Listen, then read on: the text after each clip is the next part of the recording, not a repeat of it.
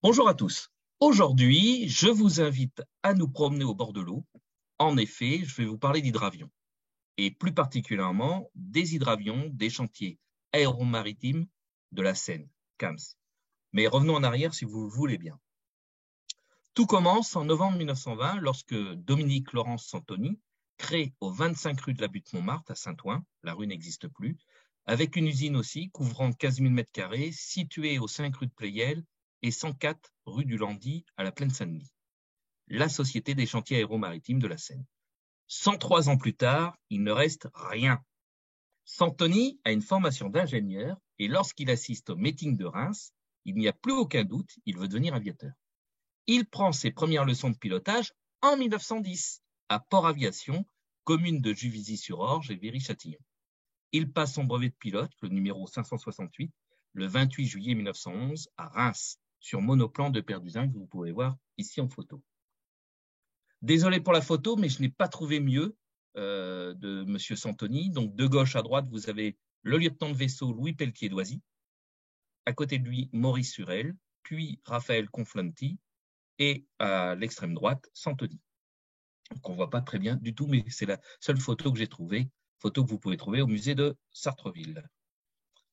En 1911, il part en Grande-Bretagne, il vend différents avions français, dont ceux d'Alphonse Tellier, que vous voyez ici en photo, qu'il présente au premier salon britannique de l'aéronautique à Olympia, à Londres. En 1912, il représente la firme d'Armand Desperduzin pour l'Angleterre, que vous voyez ici en photo. Il vend d'autres produits français, des moteurs légers, des hélices, des instruments de bord, des enduits et vernis spéciaux. Santoni met en place 2 écoles de pilotage près de Londres. Elles sont équipées de monoplans Desperduzin que vous voyez en photo. Parallèlement, M. Santoni entreprend en Italie la création d'une société pour fabriquer sous licence les avions d'Henri et Maurice Farman. Mais pas que. En effet, il commercialise des hélices comme la marque Chauvière, mais aussi divers instruments de bord. Et le 5 mai 1913, à Varese en Italie, la Société anonyme de construction aéronautique, la Savoie, voit le jour. Le 12 août 1915, avec Alberto Santoni, Augusto Foresti et les financiers Aldo et Luigi Cap, ils fondent la Società Idrovolanti Alta Italia, m'excuserez, je ne parle pas italien, donc la SIAI, destinée à produire sous licence des hydravions FBA. FBA, ça veut dire Franco-British Aviation, ou simplement dit FBA. Après la guerre, l'ingénieur Malchetti est recruté pour poursuivre l'étude et la production des hydravions Savoie en Italie. La firme prendra peu après le nom de Savoie Marchetti. En 1919, le Savoie S13 remporte la fameuse Coupe Schneider. En novembre 1920, Santoni dépose au tribunal de commerce de la Seine les statuts de la société, les chantiers aéromaritimes de la Seine. La CAM est née. Santoni est persuadé que les hydravions vont connaître un grand développement commercial. Dans un premier temps, en 1921, la CAM introduit en France des hydravions Savoie, les types S9, S13 et S16, mais les hydravions ne sont pas vraiment adaptés aux écoles de l'air et ne satisfont pas davantage les compagnies de transport, qu'elles soient françaises ou non. Pour la mise au point des hydravions, la société utilise en 1922 le plan d'eau de Meulan, que vous voyez en photo ici, de 2 km plus tôt que la Seine à Saint-Denis, encombré de débris industriels. Puis ensuite celui de Pec en 1923, plus en amont, et celui de Sartreville en 1924, où la société CAM achète des terrains et construit des ateliers. L'ingénieur, André Brunet, dirige le bureau d'études, assisté par l'ingénieur PEP, le pilote Ernest Bury, un ancien de la FBA, d'Argenteuil, est chargé de la mise au point des hydravions. M. Lomédé est nommé administrateur de l'entreprise. En 1923, la société CAM recrute un jeune pilote de la marine, le lieutenant de vaisseau Maurice Surel. Les hydravions CAM sont produits entre 1922 et 1937. Nous allons donc parcourir quelques modèles. Le CAM 30, le premier produit purement français de la société CAM est le type 30. C'est un hydravion biplace d'entraînement. 29 exemplaires sont construits. Il est exporté en Yougoslavie et en Pologne. Il est présenté au 8e Salon de l'aéronautique au Grand Palais à Paris en décembre 1922. et effectue son premier vol sur la Seine en janvier 1923. Il est biplan et c'est un hydravion à coque. En 1924, comme je vous le disais, la marine polonaise achète 2 CAM-30E pour former ses pilotes, puis la Serbie, la Yougoslavie, en commande 6 unités. Alors, je ne suis pas sûr du chiffre parce que certains annoncent 7 pour la Serbie, alors 6 ou 7. Présentée en mars 1924, la version de transport à 4 places, propulsée par un V8 Hispano de 180 chevaux et baptisé CAM-30T. Alors là, vous avez en photo le moteur Hispano de 180 chevaux, mais il ne connaît aucun succès. L'unique CAM-30T restera la propriété de la CAM, qui l'utilisera entre Saint-Denis et Sartrouville comme appareil de servitude. Cependant, accompagné d'une passagère, Bury, donc le pilote d'essai, bat en 1924 sur cet appareil le record du monde de vitesse pour hydravion léger sur 500 km avec une vitesse moyenne de 123,94 km/h. Puis vient le CAM type 31M, M pour militaire. C'est un hydravion biplan aussi, à coque, comme d'habitude, monoplace, de chasse, entièrement en bois. Il est dérivé du type 30, dont il emprunte la voilure, mais il est plus court en envergure et en longueur. L'hydravion est propulsé par un V8 Hispano-Suiza de 260, mais aussi 300 chevaux, puisqu'il y aura 2 prototypes en 1923 qui sont construits. Mal équilibré et dangereux, car stable seulement à très grande vitesse, le type 31 n'eut pas de suite commerciale, malgré les efforts déployés par Bury pour rendre la machine plus facile à piloter. Le CAM-32R, R pour reconnaissance, donc c'est un biplace de reconnaissance, il va y avoir qu'un seul exemplaire de construit, biplan toujours, à coque, moteur propulsif. En 1923, l'entreprise souhaite répondre au marché des hydravions de bord, biplace à voilure repliable pour la marine, c'est-à-dire que la voilure peut se replier pour pouvoir embarquer. Bury effectue le premier vol le 28 mars 1924. Ses 2 concurrents, Marcel Besson MB26, que vous voyez ici, et le Lioré-Olivier, désolé, je n'ai pas de photo de cet appareil, n'obtiennent pas de meilleurs résultats. Le programme HB2, donc hydravion embarqué biplace, est finalement abandonné et de bombardement. Le CAM-33 est un triplace de reconnaissance côtière et de bombardement. Là, 32 exemplaires vont être construits, dont 6 pour la Yougoslavie. Alors toujours biplan, comme vous pouvez le voir sur les photos, à coque, toujours pareil. Par contre, moteur en tandem, c'est-à-dire devant et derrière. Ce sera la marque de fabrique des CAM, entre autres. Il équipe l'escadrille de la marine 1R1 basée à Cherbourg. Il est équipé de 2 Hispano-Suiza de 8 cylindres en V qui développent 275 chevaux. Le CAM-33T, T pour la version transport, donc version commerciale de transport, un seul exemplaire de construit, biplan toujours, à coque toujours, moteur en tandem toujours, 2 Hispano-Suiza en V, développant 260 chevaux. Puis le CAM-36. Alors ça, c'est un monoplan de course. Il va y en avoir 2 exemplaires de construit, biplan toujours, à coque toujours. C'est une commande de l'État en vue de disputer les courses de vitesse de la Coupe Schneider de septembre 1922 à Naples. Ce sont les seules machines présentées par la France. Hélas, par manque de crédit, la France ne peut acheminer les 2 hydravions de course à Naples. Donc pas de course. En septembre 1923, la France obtient enfin des crédits et prépare 6 machines de compétition.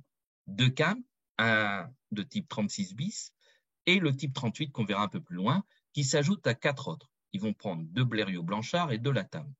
Les 6 hydravions de course français doivent se départager lors de préqualification, le règlement n'admettant que 3 hydravions par nation.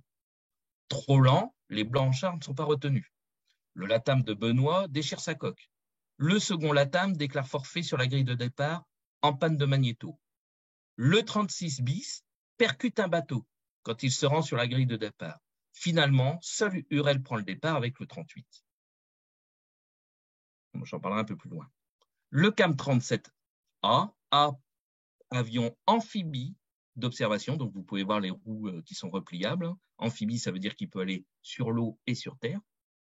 D'observation, environ 95 exemplaires de construits. C'est un biplan, toujours, à coque, toujours, moteur propulsif, toujours, construction en bois. En mai 1924, Après le départ de Conflenti et peu avant celui de Santoni, Hurel prend en main le bureau d'études de la CAM. Toutefois, pendant 2 ans encore, Hurel sera le pilote d'essai de la firme, après le départ de Bury. En 1924, la marine commande 2 prototypes, le premier un moteur Lorraine à V12 de 400 chevaux, l'autre amphibie un moteur Lorraine V12 de 450 chevaux. Ils effectuent leur premier vol à Sartrouville début 26, aux mains de Hurel. Ces premières versions sont triplaces, un bec débordant à l'avant, comme vous pouvez voir, recevant un observateur mitrailleur. Le CAM 37/2, c'est un hydravion, il n'est pas amphibie celui-là, triplace d'observation, 50 exemplaires environ seront construits pour l'aéronautique navale française. Toujours biplan, toujours à coque, toujours moteur propulsif et construction en bois. Il est équipé d'un Lorraine de 12 cylindres en W, développant 450 chevaux. Puis il y aura le CAM 37A3, je n'ai pas de photo, possède une coque plus allongée.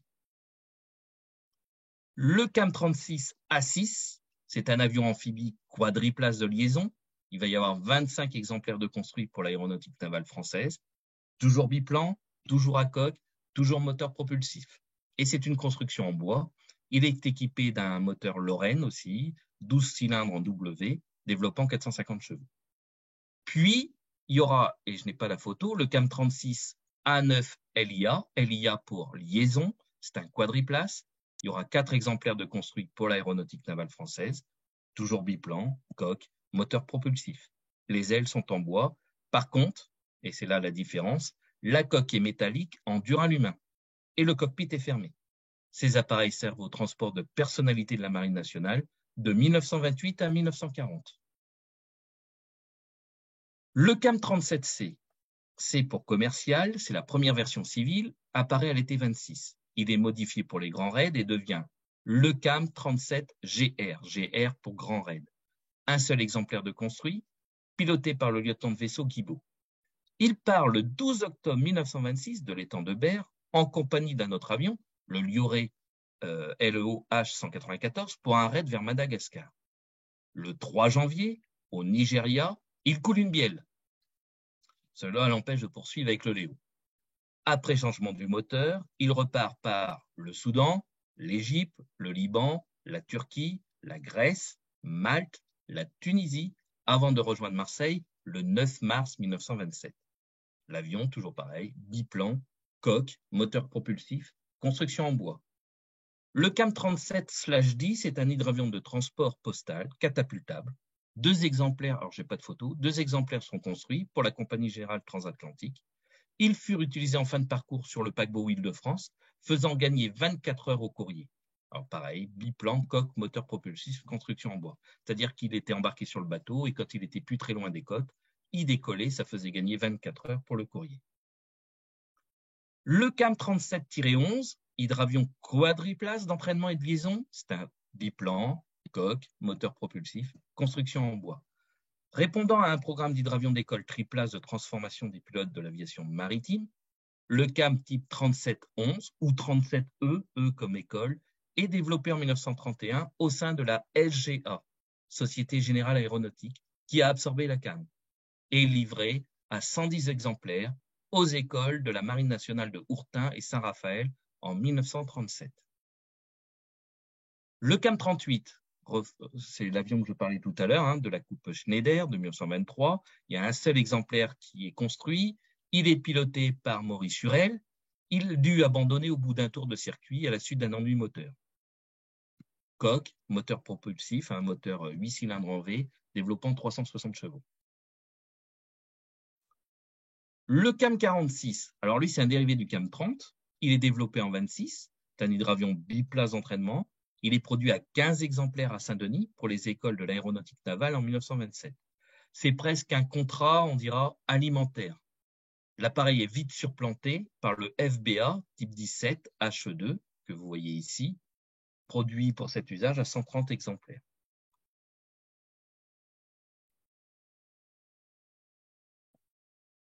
Pardon. Le CAM 51, 2 prototypes du CAM 51 sont construits à Saint-Denis en 26. Le 51 R3, pour reconnaissance, 001, c'est un appareil militaire. C'est un hydravion triplace. et de reconnaissance. C'est pour ça qu'il s'appelle R3. R pour reconnaissance et 3 pour triplace. AL repliable. Et le 51C, C pour commercial, qui aura le numéro 002. Ce qui est un hydravion de transport pour 3 à 5 passagers. Le 001, donc l'avion militaire, effectue son premier vol à Sartrouville à la fin de l'année 26. L'hydravion participe en août 27 à une tournée de propagande dans les pays scandinaves. Il est remotorisé à Saint-Raphaël avec 2 Gnomeron, des Jupiter 9, pour la petite histoire, de 480 chevaux. Après un renforcement de sa coque, l'hydravion est utilisé expérimentalement sur l'Atlantique en 28. Il est basé à Saint-Louis du Sénégal. Il finit détruit par une tempête. Le 002, donc la version commerciale, est construit en 26. Il est transformé en appareil de grand raid par ajout de réservoir d'essence. Sa coque ayant donné des signes de faiblesse, elle sera renforcée. Le voici, le CAM 51 GR. Donc, c'est un hydravion. Premier vol en janvier 27. Un seul exemplaire de construit pour l'aviation maritime française. Il est biplan, à coque, moteur en tandem. Donc 2 Gnomeron développant 380 chevaux. Le CAM 52, alors lui, la particularité, parce que c'est le seul et unique hydravion à flotteur. Tous les autres, comme vous avez pu le voir jusqu'à présent, sont tous à coque. Le seul hydravion à flotteur de la marque sera le CAM 52. Pour la première fois, il met en application son idée d'aile à grand allongement, qui ça, le monsieur Hurel, qu'il avait présenté à Super-Héros en 1921. C'est un hydravion de bombardement et de torpillage en haute mer, et le CAM type 52 est destiné à la Marine nationale, qui a émis un programme pour ce genre de machine. Un seul prototype est construit en 1929, laquelle effectue son premier vol en 1930. La Marine, lui, préfère les Lioré-Olivier et les Farman, donc il partira à la casse. Le CAM 53, alors j'ai écrit un article sur cet appareil dans Airways Magazine, que je vous invite à parcourir. C'est un hydravion de transport. Il y en a 16 exemplaires de construits, dont 9 pour la compagnie aéropostale, qui les utilise en Méditerranée. Donc toujours pareil, biplan, coque, moteur en tandem, construction en bois. Il a 2 moteurs Hispano-Suiza, développant 500 chevaux. Il est destiné aux liaisons commerciales vers l'Afrique et le Moyen-Orient. Le type 53, il peut transporter 4 passagers. Il est développé par Hurel sous la forme d'un prototype en 1927 à partir du 51C à coque renforcée.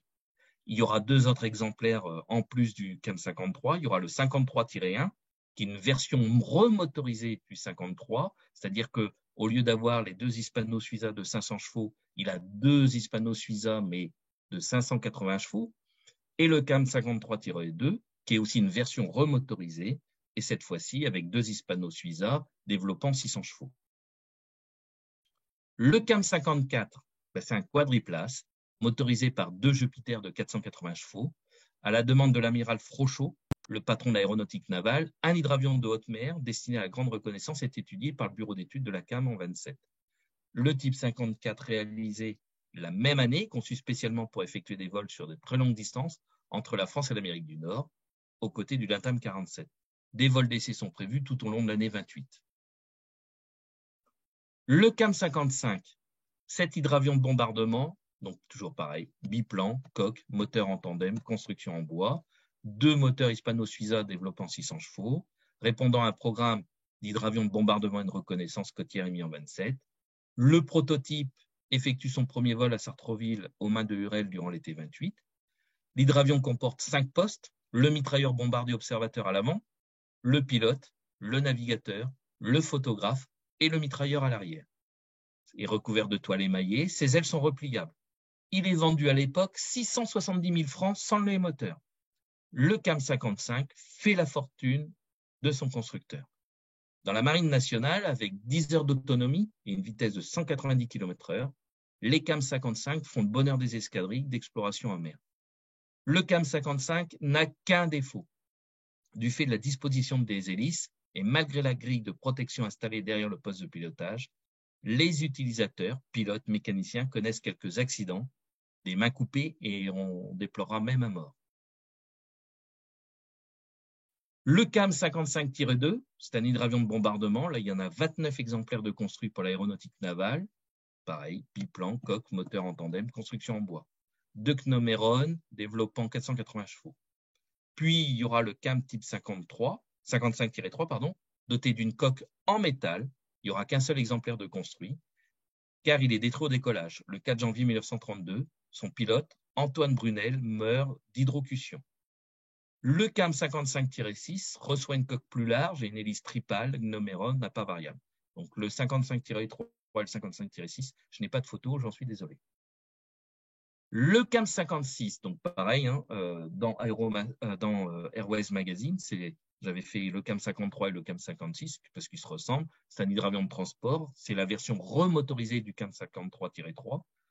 Il a une coque moteur en tandem, deux moteurs Gnomérone de 480 chevaux.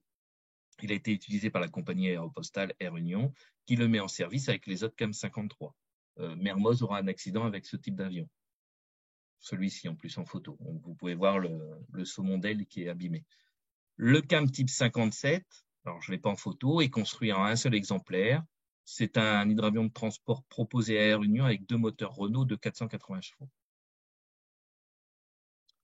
Le CAM 58, ce n'est pas l'hydravion que vous voyez en image. Le 58 se veut un petit hydravion de transport pour 6 passagers à très grande autonomie. Dernier hydravion biplan de la CAM. Il possède une voilure de la construction classique en bois et toile et une coque entièrement métallique. Il est présenté au salon de 1930-1931. Le prototype est propulsé par deux moteurs hispano-suisses de 650 chevaux montés en tandem. Et il est présenté au concours des hydravions postaux transatlantiques. En 1931, le poste de pilotage est encore à l'air libre. Il est acheté par l'État pour Air Union. Il n'a jamais été utilisé pour cause d'autonomie insuffisante puisqu'il ne peut parcourir que 950 km. Le CAM 58-2, que vous voyez ici en image, c'est un hydravion à coque métallique. Il est élargi, capable de loger 12 passagers et le pilote est en cabine cette fois. Est présenté en 1931, propulsé par 4 moteurs Lorraine de 300 chevaux. Son autonomie est portée à 1300 km. Après plusieurs semaines d'essai, il est abandonné par suite de comportements sur l'eau jugés trop dangereux. Mise en difficulté financière par suite de la faillite de la SGA, la société CAM, en 1932, est absorbée par le groupe Potez. Air France commande en 1933 au groupe Potez CAM 2 hydravions de transport transatlantique bimoteurs pour 12 passagers, type 58, celui qu'on vient de voir juste au-dessus, complètement remaniés. Ces 2 hydravions qui ressemblent au CAM 53 sont abandonnés en 1935, après respectivement 86 et 19 heures de vol, de nouveaux appareils plus perfectionnés les ayant remplacés. L'usine de Saint-Denis est vendue et devient les ateliers mécaniques des chantiers de Saint-Denis. On n'y produit plus que des pièces en sous-traitance pour l'aviation maritime, des atterrisseurs, mais surtout des fours, chaudières, gazogènes pour la Marine nationale. Le CAM 80, ça y est, on change un peu de modèle. C'est un hydravion quadriplace d'observation, 2 exemplaires de construit, donc il est toujours en coque, métallique, moteur tractif toujours. Ça change, puisqu'avant c'était propulsif, là il est tractif. Une aile métallique entoilée, fuselage métallique, et c'est un monoplan surtout, à aile haute, à grand allongement, propulsé par un moteur hispano-suisse de 650 chevaux, monté au-dessus de l'aile sur des mâts obliques, comme vous pouvez voir sur les photos. Le premier, il a une cabine fermée, effectue son premier vol en 1932. Le second à cabine ouverte, je n'ai pas de photo par contre, propulsé par un Hispano de 860 chevaux, vole en 1934. En 1935, les 2 CAM 80 sont affectés à la marine et remplissent des missions de servitude. Le premier étant utilisé à Saint-Raphaël pour le transport de personnalités. Le second sert à un temps à tester les équipements de bord, puis il est mis à la disposition de l'amiral commandant l'escadre de la Méditerranée. Il est basé à Saint-Mandrier. Cependant, en 1938, les 2 appareils seront ferraillés. Le CAM 90, donc c'est un hydravion triplace d'observation, il n'y aura qu'un seul exemplaire de construit. On revient au biplan, moteur propulsif, aile en bois, mais coque métallique. L'unique appareil effectue son premier vol en 1931. Il est essayé à Saint-Raphaël ensuite en 1932. L'appareil est rejeté pour performance insuffisante. En 1933, il est utilisé surtout pour transporter des pièces de rechange entre Paris et Berre. Le Potez CAM 110, ultime développement du CAM 55, le modèle 110, conservant une voilure biplane. Il est mis en chantier au début de 1934. Première production Potez CAM vole en juillet de la même année. C'est un hydravion de patrouille maritime.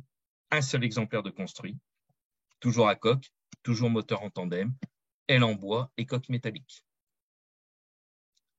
Le CAM 120 est un hydravion triplace d'observation, premier vol en mars 1935, un seul exemplaire de construit, monoplan à aile haute, aile métallique, entoilée, fuselage métallique et comporte un moteur hispano-suiza de 720 chevaux. Le Potez CAM 141 est un hydravion de patrouille, un seul exemplaire de construit, monoplan aile haute, coque, construction entièrement métallique, qui comporte 4 moteurs hispano-suiza, 12 cylindres en V développant 860 chevaux. J'en ai quasiment terminé. Les chantiers aéromaritimes de la Seine est une entreprise qui n'a duré que 17 ans, de 1920 à 1937. Elle disparaît dans le flot de la SNKSE. En difficulté financière à partir de 1930, elle était absorbée par la SGA, Société Générale Aéronautique. Elle cesse toute activité en 1932 alors que plusieurs projets sont à l'étude. Henri Potez rachète les actifs de la CAM. Les hydravions deviennent les Potez CAM. Et avec l'arrivée du Front populaire, la SNKN récupère l'usine de Sartrouville et la SNKSE, l'usine de Berre. Les chantiers ont produit environ 25 modèles d'hydravions et quelques centaines d'hydravions. Il n'y a plus aucun modèle aujourd'hui. Mes sources sont le site Avia France et le Fanat de l'aviation. Merci de votre attention.